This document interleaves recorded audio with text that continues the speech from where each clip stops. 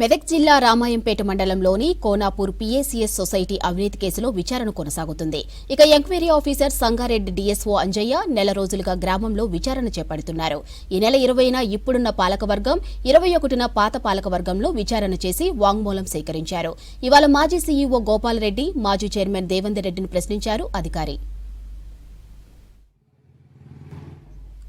Konapur PACS సొసైటీలో 2,26,00,000 రూపాయలు దుర్వినియోగం అయ్యాయని గతంలో రాష్ట్ర కోఆపరేటివ్ ఆఫీసర్కు ఫిర్యాదు చేశారు పలువురు డైరెక్టర్లు. ఇక సొసైటీలో 697 మంది రైతులు సభ్యులుగా ఉన్నారు. సొసైటీకి petrol bunk, fertilizer shop, shopping complex ఉన్నాయి. వాటి ద్వారా పెద్ద మొత్తంలో ఆదాయం సమకూరుతుంది.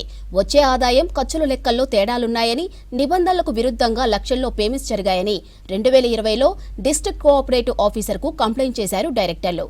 దీంతో సొసైటీ లెక్కలకు సంబంధించిన నివేదిక ఇవ్వాలని ఎస్ఈఓ గోపాలరెడ్డికి 2 సార్లు నోటీసులిచ్చినా స్పందించకపోవడంతో డైరెక్టర్ చేసిన తీర్మానం మేరకు అతన్ని సీఈఓ పోస్ట్ నుంచి తొలగించారు.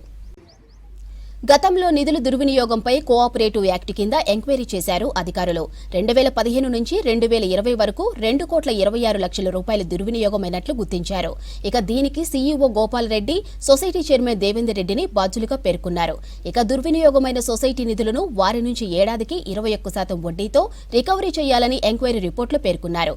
ఇక ఎంక్వైరీ పూర్తయి ఏళ్లు గడిచినా డబ్బులు రికవరీ చేయకపోవడంతో మళ్లీ అధికారులకు ఫిర్యాదు చేశారు పలువురు డైరెక్టర్లు. గౌరవ డైరెక్టర్ మరియు కమిషనర్ గారి ఆదేశాలనుసారంగా నన్ను ఎంక్వైరీ ఆఫీసర్గా నియమించబడినారు. దీంట్లో భాగంగా పీఏసీఎస్ డైరెక్టర్లు అయినటువంటి సిద్దిరాములు మరియు ఇతర డైరెక్టర్లు అందరూ కలిసి డీసీఓ మెదక్ కంప్లైంట్ ఇచ్చి ఉన్నారు. ఆ కంప్లైంట్ మీద నన్ను ఎంక్వైరీ చేసి ఎంక్వైరీ ఆఫీసర్గా నియమించినారు. నేను 5వ తారీఖు గత నెల అంటే జనవరి 5/1/2025 నాడు అన్ని రికార్డ్స్ అన్ని కూడా తీసుకొని ఎంక్వైరీ ప్రాసెస్ చేశాను. ఎంక్వైరీ ప్రాసెస్లో భాగంగా ఇక్కడ ఉన్నటువంటి ఎవరైతే బాధ్యులు ఉన్నారో ఆ బాధ్యుల యొక్క డిపోజిషన్స్ అంటే స్మాల్ స్టేట్మెంటు, వాళ్ళు ఈ వ్యవహారాలతో ఏ రకంగా సంబంధాలు ఉన్నాయి, దానిపైన వాళ్ళ యొక్క డిపోజిషన్ తీసుకొనికి ఈ 3 రోజులు ఇక్కడ డిపోజిషన్ తీసుకున్నాను. డిపోజిషన్లో భాగంగా పాత కార్యవర్గ సభ్యులు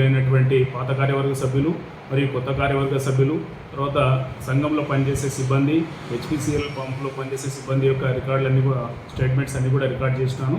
వాళ్ళ యొక్క రికార్డులు, అభియోగాలు ఏమున్నాయి, తర్వాత రికార్డులో డాక్యుమెంటరీ ఎవిడెన్స్ ఏముంది, ఈ 3 పరిశీలించిన తర్వాత తుది నివేదికను రూపొందించి గౌరవ కమిషనర్ గారికి సమర్పిస్తాను. ఇది మార్చి 15 లోపల ఈ నివేదికను సమర్పించడానికి ప్రయత్నం చేస్తానని తెలియజేస్తాను.